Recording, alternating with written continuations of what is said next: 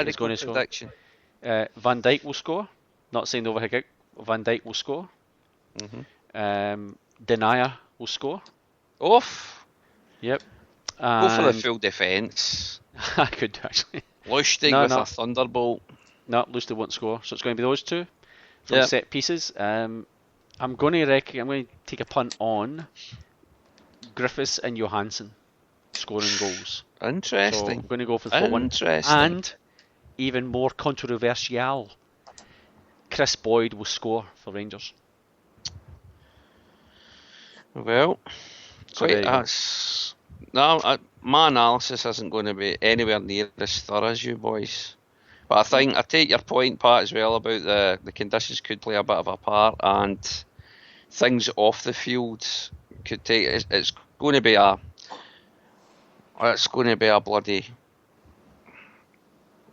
blood fest, I think, off the park. But anyway, on the park, I don't think they will score. I think it's going to be 4-0. I don't think it's going to be an 8 or a 9, much as I would love it to be, or even a 7-1. But I think it's going to be 4-0. I think we will be fairly comfortable. And again, the reason I'm saying that is just because of who I believe is going to be in defence. I think if Effie was playing, I'd be slightly more cautious. But I think Denier and Van Dijk, the two of them should be more than capable of dealing with anything Sevco can throw at them. Whether that's John Daly while he's whistling the Soldier song, or whether that's Kenny Misser, who, let's face it, is not exactly a huge threat. And we know that Chris Boyd very, very rarely ever scored against us. So if that's what their forward lines could potentially be like, I just think in Denier and Virgil, and I think they should be having those boys in their pocket. So yeah, 4-0 for me. I'm going for 2 goals for Mr. Chris Commons, and I'm going to go for Lee Griffiths for 1. And I think I might go for Van Dijk as well, Pat, actually, for a goal. Header from a corner. Yep. So I don't know the order, but yeah, I'm not taking them to score. I'm going to go. I know you have went for there will be a sending off. I'll say no. But if there was a sending off, it'd be that little shit of a man. What's his name? Ian Black, is it? A little shit. Oh, he is a one evil little shit. So if there is any sending offs, that's who it's going to be, because he'll just lose the rag. He'll be diving in, trying to hurt people.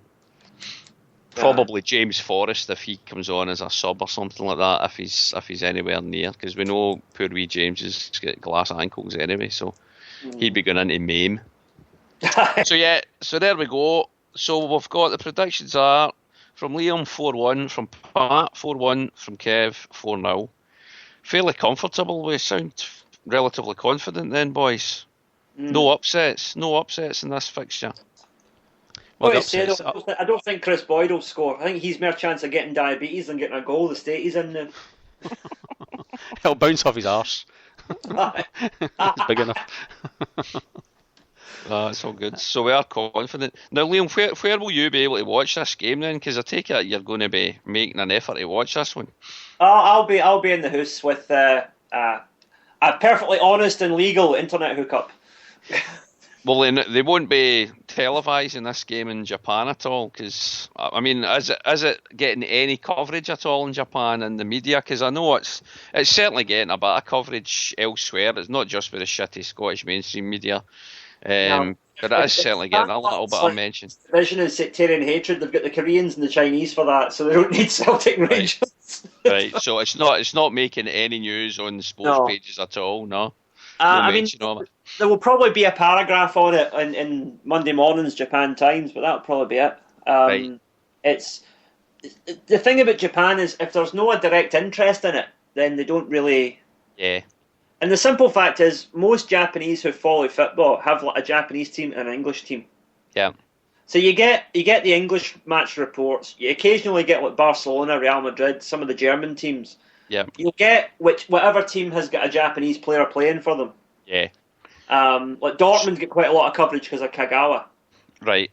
And Milan get a bit because of Honda. But apart from that, as I say, it'll be a one wee paragraph somewhere that will mention it, but it won't get that much coverage simply because there's no real interest in it for your average Japanese. Right. So it'll be dodgy stream for you then, basically. Aye. Yep. Fair play. Probably still better quality than Celtic TV. Well, do you know that Celtic TV are now broadcasting in HD, if you please, on their premium package for worldwide fans? Yes. So it only buffers every 2 minutes instead of every 30 seconds? They'll probably just make it even worse, I would imagine. Yeah. See, that's the thing. I've got the luxury of I could choose to watch that, but I'd much rather listen to because I'm guessing if it's Sky that's showing it back. In fact, who is it that's showing it back? I think it's the BBC. Was it the BBC? Oh, for Christ's sake. So who's their commentators? Rob McLean? Or somebody, whoever it's going to be. I always look for... Yeah. I like Ian Crocker, and again, should mention your little intro that you did for this part. Very good again, mate. But there's something about an Ian Crocker commentary. I like Ian Crocker as a commentator. There's something about him there, but those little snippets that you played at the intro as well brought back some great memories. Some of the Gary Hooper goals. It just makes you thinking, we miss his goal so much as well. I think just now we've still not filled Gary Hooper's boots, in my opinion, since he left. I'm trying to think. The commentator, isn't it Liam something? Liam. I can't think of his surname. It was the one that does BBC Alba. Is it? It's Liam something. I can't remember his name. I know who you're talking about, but I can't remember his name. Or sorry, Christopher just said in the chat room, probably Rob McLean and Pat Nevin. Yeah. Rob McLean, that'd be right.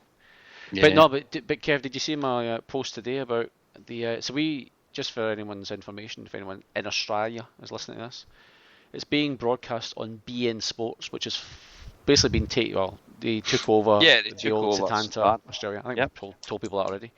Yep. Well, they actually have basically a studio preview of the game, Kev. Not straight into the game, an actual preview of the game, a build-up and everything.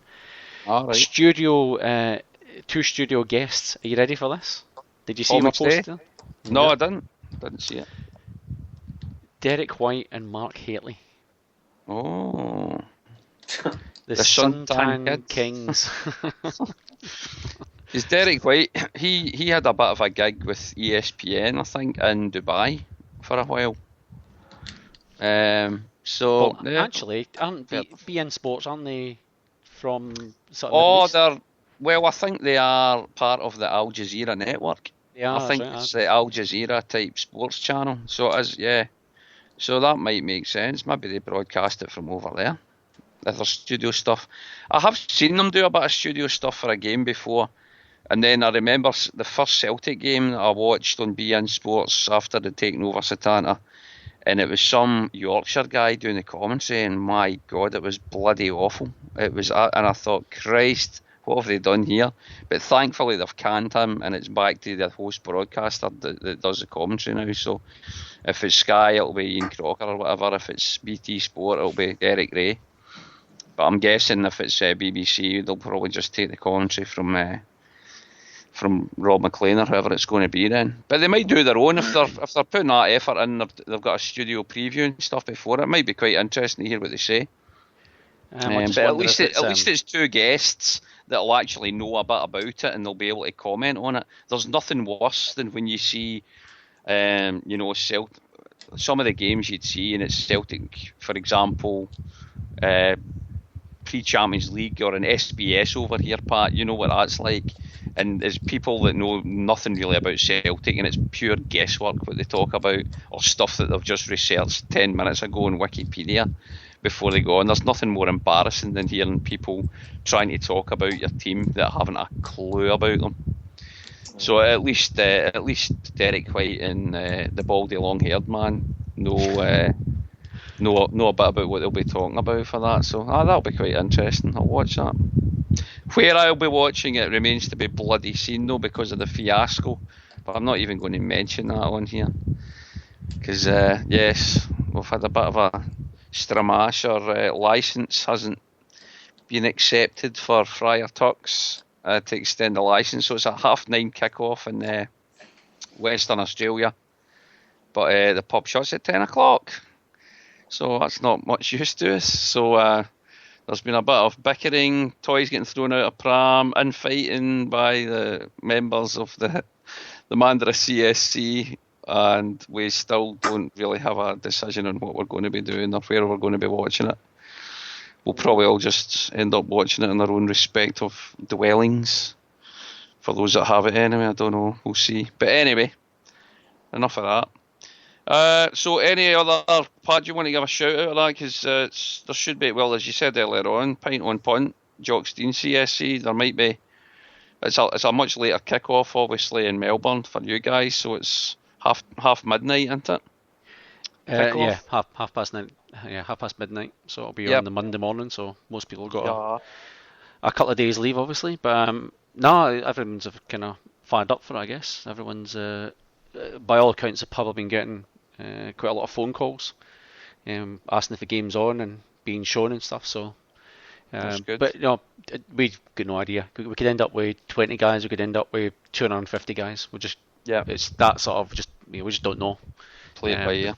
Yeah, well, I mean, obviously the pub's fairly big. It can take sort of a big crowd, but if it's a small crowd, we'll be restricted to just one area in the pub. So, So if anyone is in Melbourne, or if you know anybody that's in the Melbourne area, and we've had a few people sort of contacted as well. There's some guys sort of touring around the country and stuff. They've been sort of in Melbourne for a day or in for Melbourne for a couple of weeks or something. They're passing through. They're going to come to the game and stuff. So so anyone, they could follow us. Just search for us on Facebook. Actually, I need to go and find out what to search for again. I keep forgetting what it is.